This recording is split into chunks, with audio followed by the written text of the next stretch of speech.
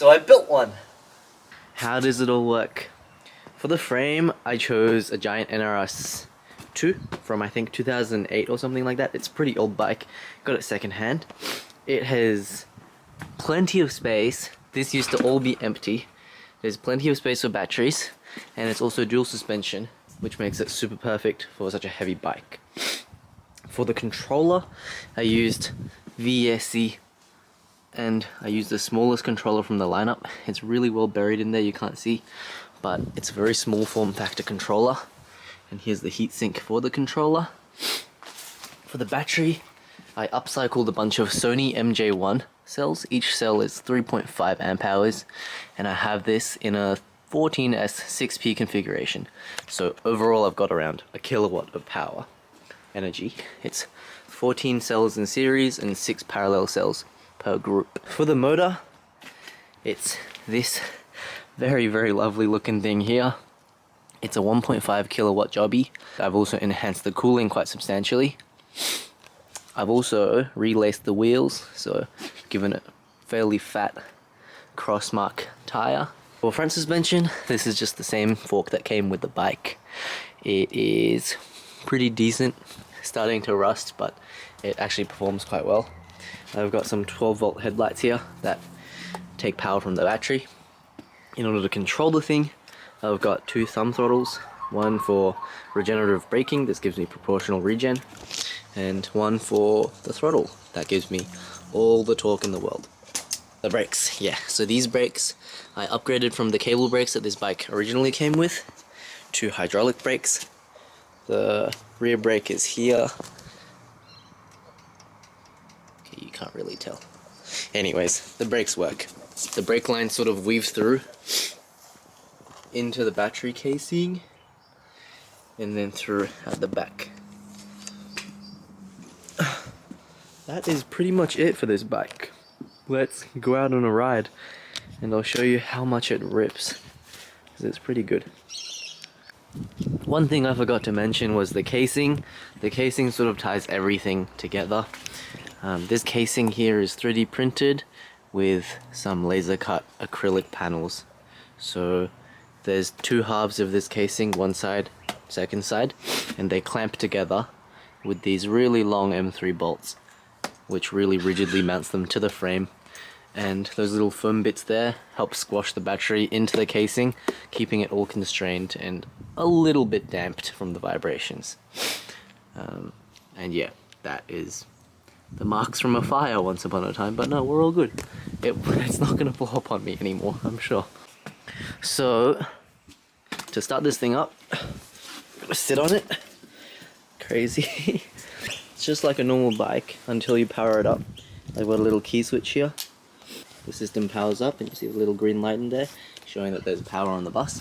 There's one little button here that turns on the lights. I went all out with the LEDs and also headlights, if you can see them there, but it's a bit too bright right now, you can't really tell. And there is also a very nice app that comes with the VASC platform. Here we go.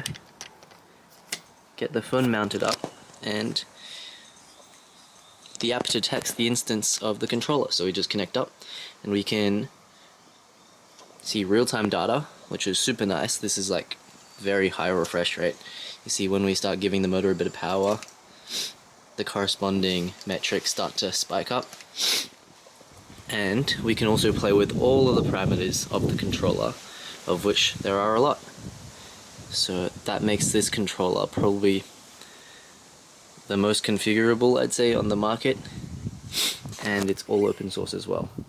So we're ready to go for a ride now. Let's send it. Wait, let me turn off the lights. Save us a bit of power. Okay, I'm gonna try not doxing myself right now, so I'll see you once I'm a little bit further out of the house.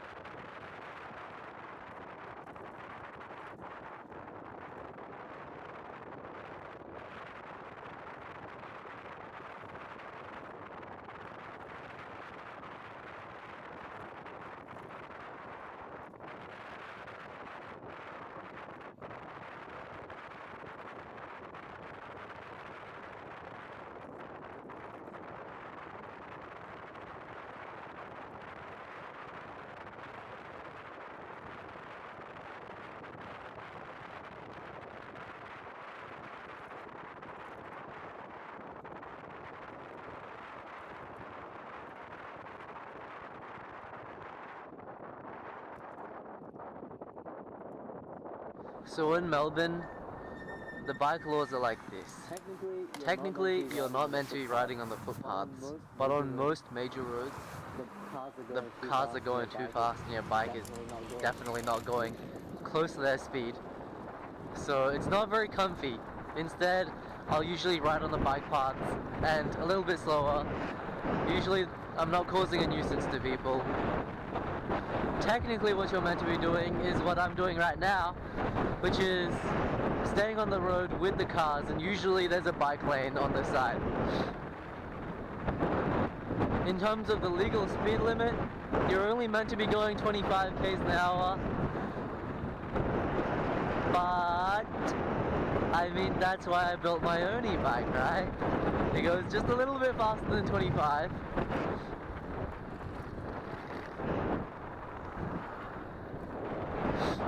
But as long as I don't tell anyone about it, I should be fine. Well, now I'm recording a video and posting it on the internet, so yeah.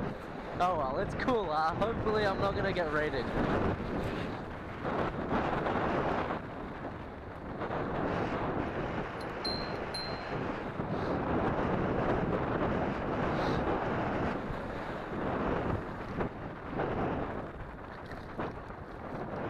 So I can really feel the torque cutting out now.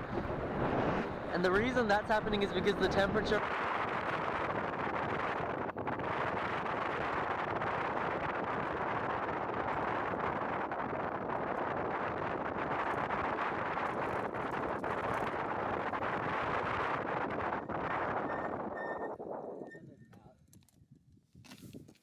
Let's see what the camera is doing. Camera's also running out. Whoa, fuck. So, I think I'm running out of time today. We're not going to be able to go all the way to uni. I'm going to start heading home now.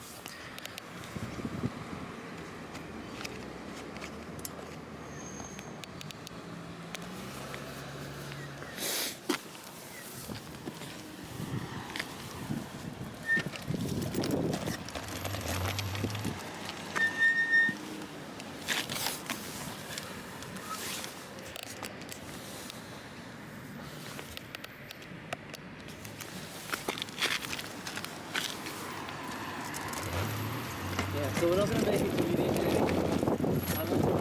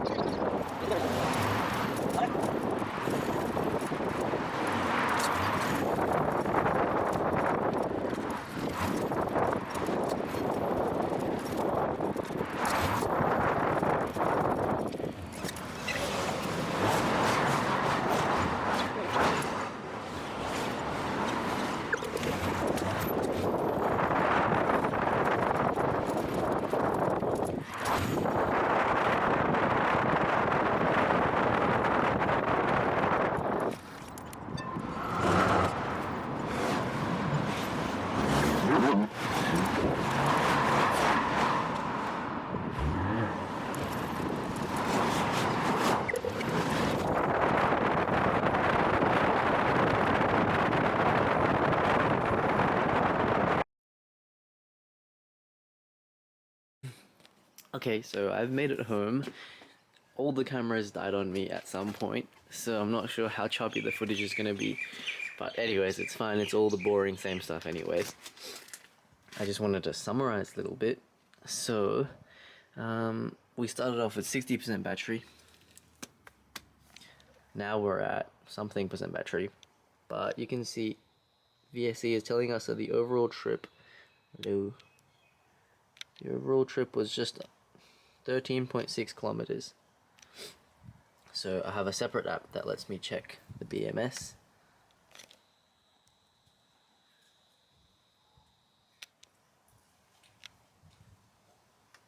And BMS is saying we still have 30% state of charge. So that means 30% got us around 13 kilometers. The overall range is around 40 kilometers. So that is a pretty important spec. And I think 40 kilometers for this bike is pretty decent. I wouldn't want to be biking more than that anyways. That would be like 2 hours of riding for 40 kilometers on average. So there you have it. That's the bike. Oh, and also, I'm going to show you how charging this thing works.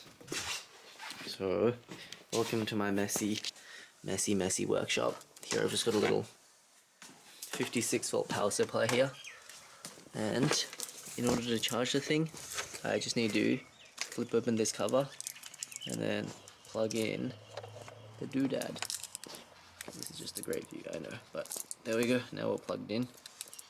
And on the BMS interface, we can monitor the power going through the battery, and yeah, we're charging at 2.5 amps. Nice. So this is the little setup that I've had to do the head cam, and I've got my knockoff GoPro, which only has 20 minutes of battery life left in it. So every time I can only shoot 20 minutes. I made it halfway through the trip that I had planned out, and then bro died on me. So you only get half the trip.